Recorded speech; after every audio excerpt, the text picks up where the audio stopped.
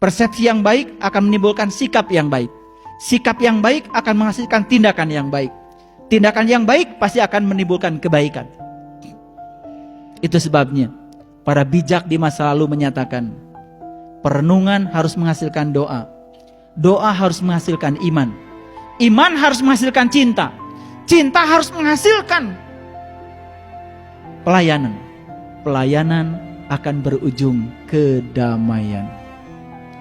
Jadi kalau kita menyatakan diri sebagai orang yang beriman, tetapi tidak membuat diri kita damai, tanda belum iman. Kalau diri kita menyatakan orang beriman, tetapi orang di sekitar kita tidak merasa damai, itu tanda kita belum iman. Itu sebabnya tanda orang yang beriman yang diceritakan oleh Nabi Muhammad Rasulullah SAW, hampir tidak ada cerita iman yang diindikatori dengan ritual ibadah. Tidaklah termasuk orang yang beriman jika dia tidur nyenyak, sementara tetangganya tidak bisa tidur karena kelaparan. Iman dicirikan oleh Rasulullah dalam bahasa kepedulian, dalam bahasa pelayanan, dalam bahasa cinta kasih dan perhatian. Tidaklah termasuk orang yang beriman jika dia tidur nyenyak, tetangganya tidak bisa tidur karena kelaparan. Diekstrapolasi lebih jauh, tidaklah termasuk orang yang beriman jika anaknya jajan berlebihan, anak tetangganya diam, tidak jajan, tidak pernah ada rasa simpati pada orang lain. Tidak disebut orang yang beriman jika dia parkir di mobil, parkir di jalan, parkirin mobil di jalan, sempit jalannya, dia tidur nyenyak saja, padahal mobilnya menghalangi banyak orang. Dadit aja, klakson bunyi, tidur nyenyak. Padahal itu orang terhalang perjalanannya karena apa? Dia parkir mobil di pinggir jalan. Jadi saya setuju kalau ada Pemda yang menyerukan setiap orang beli mobil syaratnya harus punya garasi. Ini menuju iman ini. Karena banyak sekali yang parkir mobil di jalan tidur nyenyak padahal menghalangi orang. Itu ekstrapolasi dari hadis tadi, tidak termasuk orang beriman. Tidak termasuk orang yang beriman jika dia lewat, ada ranting, tidak dia singkirkan. Kita malah bikin polisi tidur. Ini polisi tidur ini tanda keraguan-raguan iman sebetulnya. Ranting saja menghalangi, tidak boleh dibiarkan. Polisi tidur, berapa kali ranting, semen, tinggi lagi. Tertawa kalau lihat orang lain terjatuh karena polisi tidur. Merasa puas ketika orang lain terjatuh karena itu. Subhanallah. Ini soal peradaban. Makanya iman diwujudkan dalam bahasa peradaban. Peradaban diwujudkan dalam bahasa akhlak. Makanya puncaknya agama adalah akhlak. Tahaluk bi akhlakillah. Makanya Nabi Muhammad Rasulullah SAW diutus ke semesta ini. Awalnya bukan mau mengajarkan sholat, bukan mau mengajarkan haji, bukan mengajarkan saum. Innama bu'istu liutammima makarimal akhlak.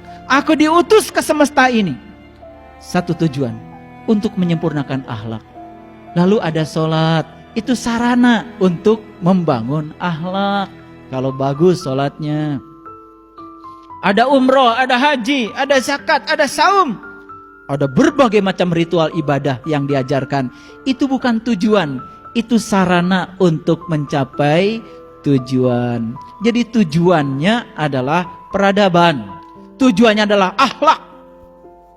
Jadi jangan ngitung rakaat sholat. Karena kata Allah, wa ahsin kama ahsanallahu ilaika. Berbuat baiklah kamu seperti Allah telah berbuat baik kepadamu. Jadi sebuah mekanisme dikatakan berbuat baik kalau cara kita melakukannya seperti Allah melakukannya kepada kita. Allah melakukan tindakan cinta dan kasihnya kepada kita tanpa keinginan, tanpa muatan. Beda dengan kita. Melakukan ibadah saja kepada Allah, baru tahajud 2-3 rakaat saja sudah banyak permintaannya kepada Allah. Pada kata Allah, wa ahsin kama ahsanallahu ilaika. Itu sebabnya ada 4 jenis motivasi. Yang pertama, motivasi reward. Yang kedua, motivasi punishment. Yang ketiga, motivasi kebutuhan. Yang keempat, motivasi cinta. Reward apa artinya? Melakukan sesuatu karena ingin dapat hadiah. Itu pernah dilakukan oleh Rabi'ah al-Adawiyah. Ya Allah Tuhanku, kalau aku ibadah kepadamu karena mengharapkan surgamu, berikan surga itu kepada yang lain. Bebas dari motivasi hadiah. Yang kedua, motivasi ancaman, punishment. Ini motivasi yang paling rendah. Melakukan sesuatu, mau melakukan sesuatu karena ada ancaman, takut neraka. Ini dilakukan oleh Rabi'ah al-Adawiyah. Tuhan, Allah, seandainya aku ibadah kepadamu karena takut nerakamu, masukkan aku ke dalam nerakamu, bengkakkan tubuhku, biar yang lain tidak usah masuk di nerakamu, cukup aku saja. Karena beliau sudah bebas dari motivasi ancaman. Motivasi hadiah, motivasi ancaman, ini jenis motivasi yang paling rendah.